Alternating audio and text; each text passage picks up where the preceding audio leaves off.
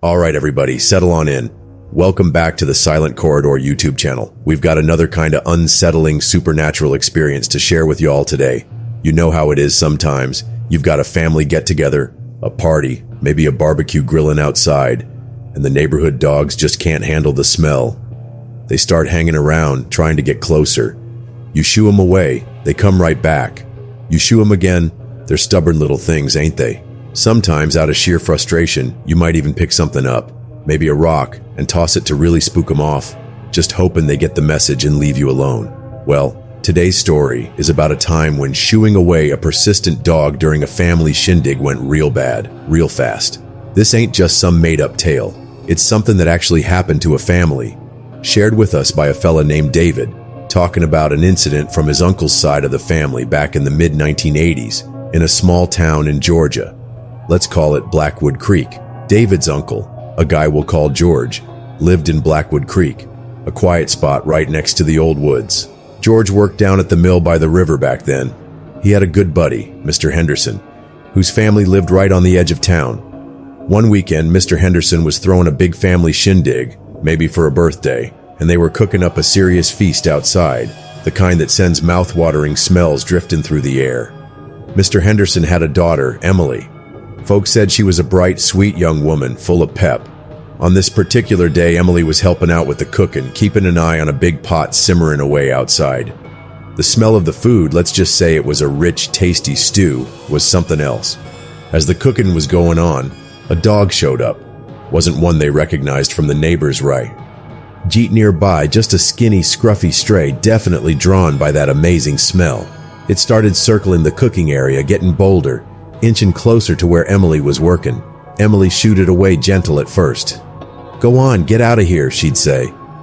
But that dog was just plain persistent. It'd sneak away a little, then creep right back. Its eyes locked on the pot, peeking at Emily every now and then. This went on for quite a spell. Emily'd wave her hands, stomp her foot, but that dog just wouldn't take a hint. It just kept coming back. Eventually, Emily got pretty fed up. She just wanted to finish what she was doing without this pest hanging around her. She spotted a small rock nearby, picked it up, and pitched it with a little more oomph than she meant to, just aiming to scare the dog good. The rock hit the dog, and it let out a yelp, a kind of weird, sharp sound, not exactly like a regular dog's yelp. And it turned tail and bolted, disappearing down the lane. Good riddance, Emily thought, and got back to her cooking. The rest of the day went by without a hitch. The next morning, Emily's mom, Mrs. Henderson, went to wake her up. What she saw made her scream her head off. Emily was fast asleep, but her face, man, it was covered in this fine, dark hair. Not just a little peach fuzz, but noticeably thick hair, especially around her cheeks and jawline. Mrs. Henderson was totally freaked out. She woke up her husband, Mr. Henderson, and their son, David, who was Emily's older brother. They were completely stumped. Emily was perfectly fine when she hit the hay the night before. What on earth could have caused something like this overnight? Their first guess was some kind of weird medical issue. They grabbed some scissors and carefully, but shaky-handed, trimmed the worst of the hair on her face, but you could still see the stubble, dark against her skin.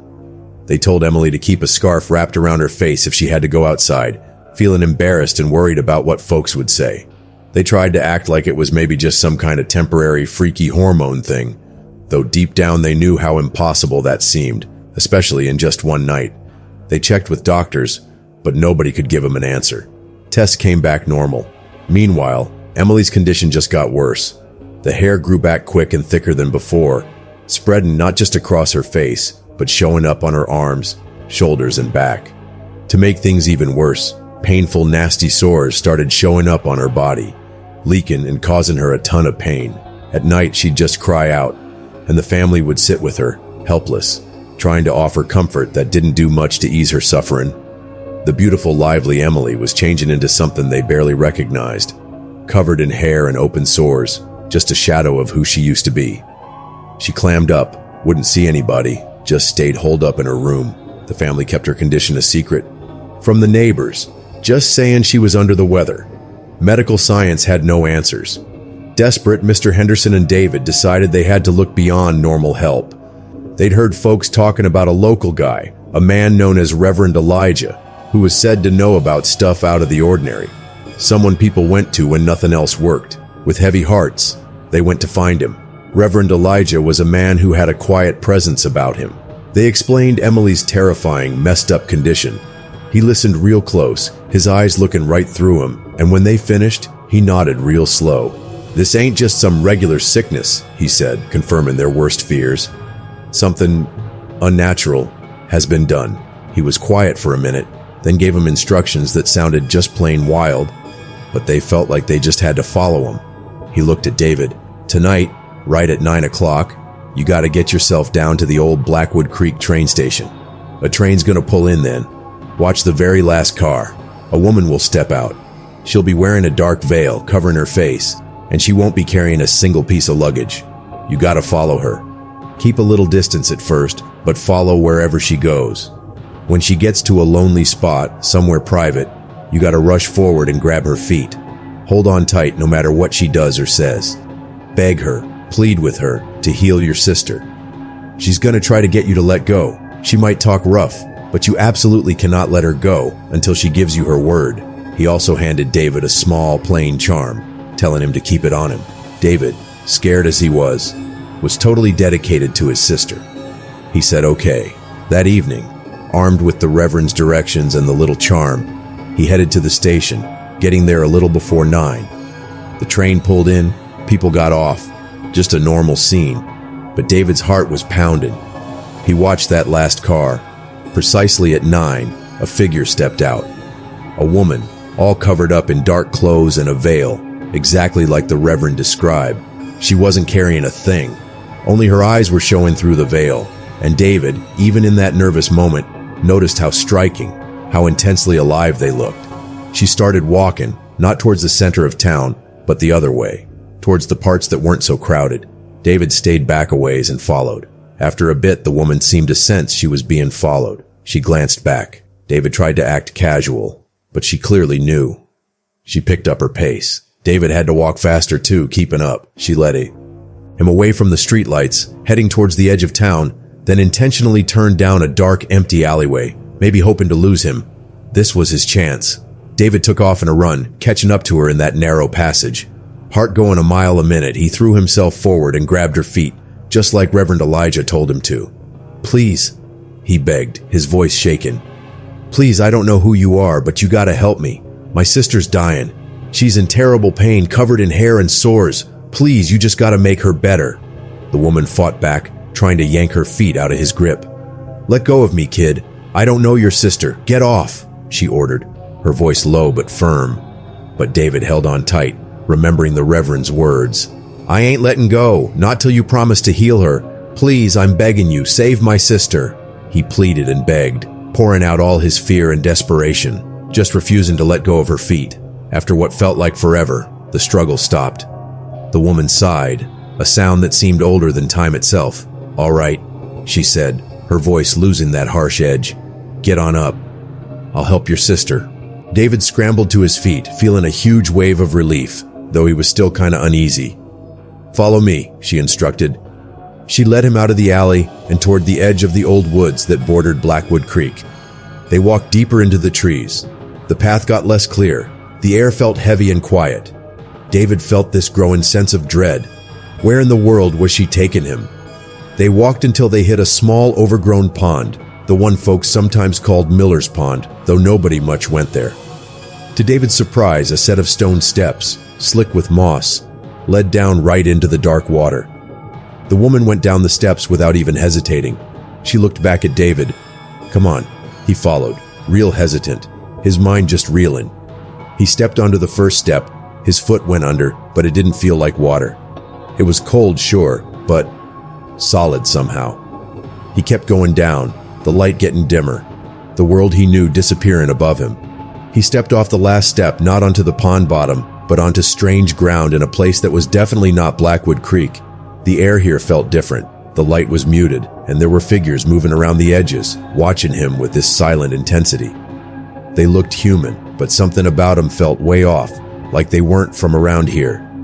David stayed close to the woman, clutching that charm under his shirt. They walked a little further into this strange place until they stopped. The woman turned and pointed towards a small, lonely figure sitting nearby. It was a kid, a boy, who looked kinda pale and weak. There was a visible injury on his head, covered up with some kind of pack or bandage. "Look," the woman said, soft-like. "This is my son." David just stared, totally dumbfounded. "Your son?" "Yeah," she confirmed. "You remember that dog that showed up at your friend's house yesterday, Doctor? On by the smell of the food?" David's blood ran cold. "Yeah, that was my son," she revealed. "He had taken that form. He was curious, drawn by that delicious smell. Your sister, she threw a rock. It hit him right here." She pointed to the bandage on the boy's head. It injured him bad. The terrifying truth hit David like a punch to the gut. That persistent dog wasn't just an animal. It was a jinn child, hurt by his sister. But my sister didn't know," David sputtered out, sticking up for his sister. "She thought it was just a stray dog. She didn't know it was your son. If she'd known—" The woman's face was serious. "Ignorance don't always erase the consequences, boy. We are jinn. We ain't of your world, though we sometimes cross paths with it. We're powerful, and we could have demanded a life for the injury done to my child." David's heart practically stopped. "But," she went on, her voice getting a little softer, We are good jinn. We saw her intention came from being frustrated and not knowing, not from being mean. So we picked a different path, a lesson, an affliction." She looked back at her son, then at David. "Things are balanced now. Go on back the way you came. Your sister will be healed." David didn't need her to tell him twice. He bowed his head, a lump in his throat, and turned around to head back. He walked quick towards those stone steps going into the water that wasn't water. He climbed them, coming out of the pond and finding himself back in the woods he knew.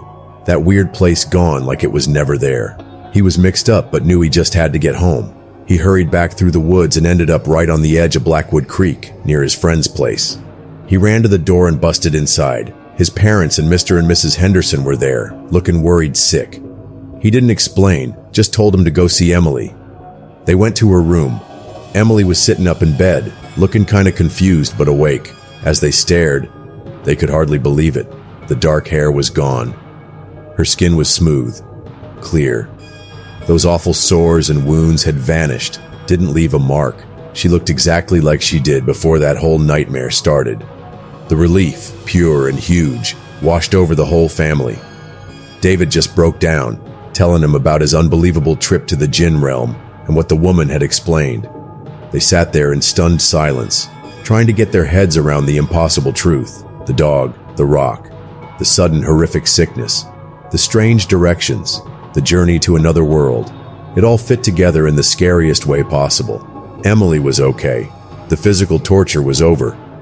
But the memory, knowing what had happened and that there was a hidden world bumping up against theirs, would stay with them forever.